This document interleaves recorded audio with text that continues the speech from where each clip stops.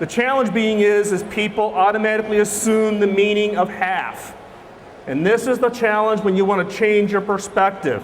When you want to look at a problem differently, is you have to get out of the assumptions. You have to avoid thinking of what that assumption is from the standpoint of the answer. Because really it's about getting out of the way, getting out of that rut, right? We've been taught in school, we've been taught in our jobs, we've been doing the same things the same way over and over and over again. And the key here is that being an innovator is just not about solving problems. It's about solving problems nobody else sees. It's about uncovering what it is that they have not been aware of. So what's the O portion? The O portion is observation, right? You have to have an observation skills to understand what are some of the problems that you can solve. So the objective being is how do you uncover the unspoken needs and wants of the customer? Now I'm sad to say that whenever historically we've gone to talk to customers and said what product it is you want, right? We don't quite get the best ideas. Customers typically, for all industries, are not always the best source of ideas because they don't understand what's possible. They don't understand what could be made to solve the problem that they're trying to solve, or they may not even see that they have a problem. The one example I have is when microwave ovens came out, right? When microwave ovens first came out when I was a child, my mom didn't want one. She didn't understand what the benefit was. She wasn't the one standing around saying, you know something, I want someone to invent a microwave oven.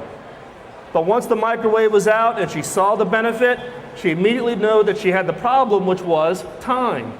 It solved the problem. But it wasn't like there was a whole bunch of, mothers standing around going, I need a microwave oven. Someone go invent the microwave oven.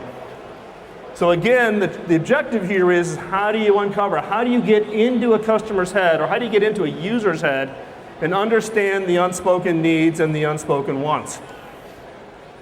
And the way to do it is by observation, by observing, and not by reading market research reports or reaching studies. So this is my own personal example. So albeit I have responsibility for the PC division, so HP PCs, laptops, televisions, displays, workstations, and calculators. Yes, we still make HP calculators. But I typically spend 1 or 2 weekends a month out in retail, watching customers, interviewing customers, watching them go through the selection process. And it's by this observation, understanding what their unspoken needs and unspoken wants. Let me give you an example. And my wife hates this because I always drag her along so she stands next to me so I don't look like some creepy guy following people around retail. And one of the things to uncover is the fact is that men and women buy technology differently, right? Guys, we buy a piece of technology, it doesn't work. What do? We beat it into submission. It's an ego thing. We're not going to let the technology win, right? We'll call our buddies, we'll flash the ROM, we'll turn it on its side, we'll figure out you shake it twice and lean it and it works. We'll do whatever it takes to figure it out. Women, on the other hand, have what we refer to as the 3-strike rule. First time it doesn't work, it's annoyance. Second time it doesn't work, really upset. Third time it doesn't work, it's gone. It's in the garage, it's back to the store, they don't care. It's gone, right? And so companies that get it understand that by aiming your products at women, you raise the bar of acceptance. The same applies not just in our industry, but a wide range of industries, from the standpoint of understanding who has the higher bar for adoption for the better products. This gets back into this whole issue of how do you observe? You can't do it by focus groups. You can't do it by reading the newspaper. You got to get out. You got to interact. It's like here at Maker Faire, right? Part of my objective here is to go find a half a dozen makers who are inventing things that could be of value to HP, right?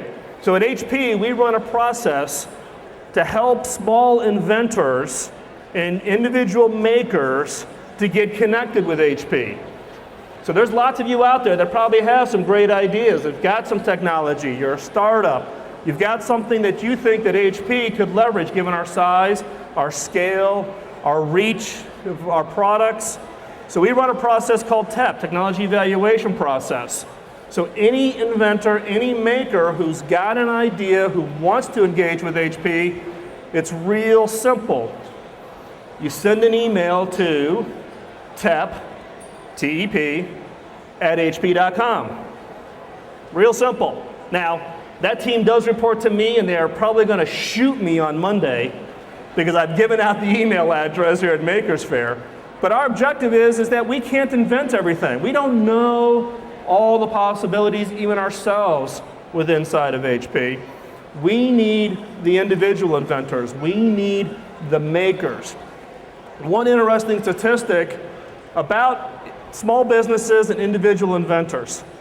When you look at the top 2% of all patents, and these are the patents that are the most referred to patents in the industry, the top 2%, where do they come from?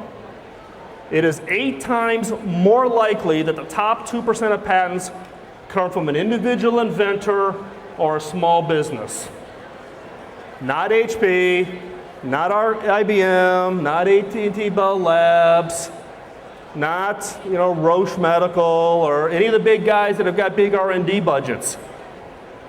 The top ideas, the top patents come from individual makers and small and medium-sized businesses. And that's what's going to drive the economic growth going forward for the economy. So again, PO becoming increasingly important. Perspective, your ability to look at a problem in a unique and different way, and observation, your ability to look at the problem, understand the customer, and give them a solution that meets their needs. This gets down to the point that ideas are the new gold, the new oil, the new diamonds. They are the natural resource. Individuals, the ability for you to be able to be creative in your job, in your school, in your work, or in your home is going to be the direct path for you towards success from the standpoint of avoiding the downslide of the market, from the standpoint of the knowledge economy. The knowledge economy is going away. It is the creative economy. Look, we're here at Maker Faire. This is the proof point of the creative economy emerging. Could you have thought of this existing 10 years ago? You think about it now, given the timing, given what's going on, this is purposeful from the standpoint of what's happening in the economy today. And I'm passionate about the fact that this creative economy is going to require for all of us to change. We change our educational systems, we change the way we work, we change the way as an employee we interact with our businesses, because it's us as an individual, our ability to come up and create new ideas. So, for those of you who aren't familiar, this is the actual HP garage over on Edison Avenue in Palo Alto.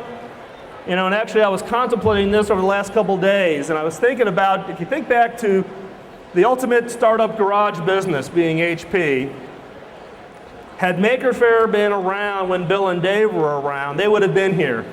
They would have been in a booth, they would have been showing off what it is they had created to get the feedback. At HP, we actually have a process that we call Next Bench.